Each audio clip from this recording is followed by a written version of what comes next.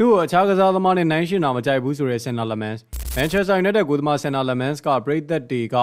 သူ့ကို Peter Schmeichel နဲ့နိုင်ရှင်ပြီးတော့တခြင်းတွေဆိုအားပေးကြတာကိုတန်ဖိုးထားလို့ဝန်ခံလိုက်ပါတယ်။ဒါမဲ့လည်းအဲ့ဒီနိုင်ရှင်မှုကိုနှိမ့်ချစွာတုံ့ပြန်ခဲ့ပြီးတော့သူက Peter Schmeichel လက်သက်မဟုတ်ပါဘူးလို့ပြောကြကအသင်းကိုကူညီဖို့ပဲစူးစမ်းနေတဲ့သူ Senna Lemans တသက်တာဖြစ်ပါတယ်လို့ဆိုခဲ့ပါတယ်။ Peter Schmeichel ဟာ1992ခုနှစ်မှာ Man United ကိုရောက်ရှိလာပြီးတော့ကမ္ဘာလေးစားအဆုံးဂိုးသမားတွေကတဦးဖြစ်လာခဲ့ပါတယ်။သူဟာ Old Trafford မှာ9နှစ်တာကာလအတွင်းဖလားများစွာရရှိအောင်လို့ကူညီပေးခဲ့ပြီးတော့2002ခုနှစ်မှာပြိုင်ဘက် Manchester City ကိုပြောင်းရွှေ့ခဲ့ပေမဲ့ပရိသတ်ရဲ့ချစ်ခင်မှုယနေ့တိုင်ရရှိနေသေးပါပြီ။ United က1999ခုနှစ်မှာ Schmeichel ထွက်ခွာသွားပြီးနောက်သူ့ရဲ့နေရာအစားထိုးဖို့အတွက် Matt Bornish, Fabian Barthez နဲ့ Tim Howard အပါအဝင်နာမည်ကြီးဂိုးသမားများစွာကိုခေါ်ယူခဲ့ရပြီးမှ2005ခုနှစ်မှာ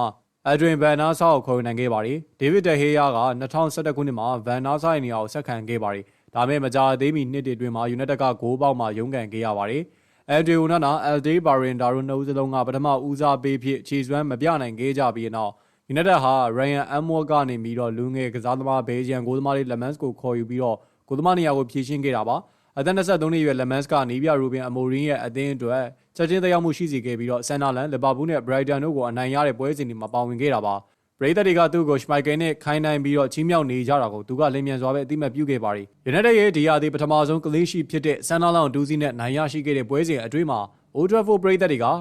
Are you Schmeichel in the disguise မင်းကလှုပ်ဝက်ထားတဲ့ Schmeichel လားဆိုတဲ့တခြင်းနဲ့ Lemans ကိုတီးဆိုအားပေးခဲ့ကြခြင်းဖြစ်ပါတယ်။ဒါမဲ့လည်း United ရဲ့နံပါတ်1ဂိုးသမားကဒီနိုင်ရှင်မှုနှိမ့်ချစွာတုံ့ပြန်ခဲ့တာပါ။ Lemans က BBC Sport ကိုပြောကြားတဲ့နေရာမှာပွဲတွင်းမှာတော့သိပြီးတော့နားမထောင်ပါဘူး။ဒါမဲ့နောက်ပိုင်းမှာမြင်ခဲ့ရပါတယ်လို့ဆိုပါတယ်။ကျွန်တော်က Schmeichel လက်သစ်မဟုတ်ပါဘူး။ကျွန်တော်ကအသင်းကိုကူညီဖို့ကြိုးစားနေတဲ့ Senna Lemans တသက်ပါပဲလို့သူကပြောဆိုခဲ့တာပါ။ဒီလိုချီးကျူးခံရတာအံ့ဩစရာကောင်းပါတယ်။လက်တွေ့ကြဖို့တော့လိုအပ်ပါတယ်။သူဟာအကောင်းဆုံးဂိုးသမားတွေကတူပါ။သူ့လိုမျိုးပြောဆိုနိုင်မှုအတွက်ကျွန်တော်အများကြီးသက်သေပြဖို့လိုအပ်ပါသေးတယ်လို့လည်းပြေစွာပြောကြားခဲ့ပါတယ်။ Lemans က Ryan Amor ကနေပြီးတော့နောက်ဆုံးနေ့မှာရောက်ရှိလာပြီးချက်ချင်း United ရဲ့ပထမဦးစားပေးဂိုးသမားမဖြစ်ခဲ့ပါဘူး။အသက်23နှစ်အရွယ်ကစားသမား Barrenda ကဂိုးနေရာမှာဆက်ရှိနေတဲ့အချိန် Manchester City, Chelsea, Brentford နဲ့ပွဲစဉ်တွေကိုအရန်ကုန်ကနေကြည့်ရှုခဲ့ရပြီးမှဒီလအစောပိုင်း Sunderland နဲ့ပွဲစဉ်မှာပွဲယူထွက်ခဲ့ရတာဖြစ်ပါတယ်။ဒါမဲ့လည်း Ruben Amorim အနေနဲ့သူ့ကိုအင်္ဂလန်နဲ့လိုက်ရောညီထွေဖြစ်အောင်လို့ရက်သက်တစ်ပတ်အနေငယ်အချိန်ပေးဖို့ဆုံးဖြတ်ချက်ကမှန်ကန်တယ်လို့ယုံကြည်နေပါတယ်။တင်းကျပ်တဲ့အစီအစဉ်တစ်ခုရှိတယ်လို့ဘာမှမပြောခဲ့ပါဘူးလို့သူကပြောပါတယ်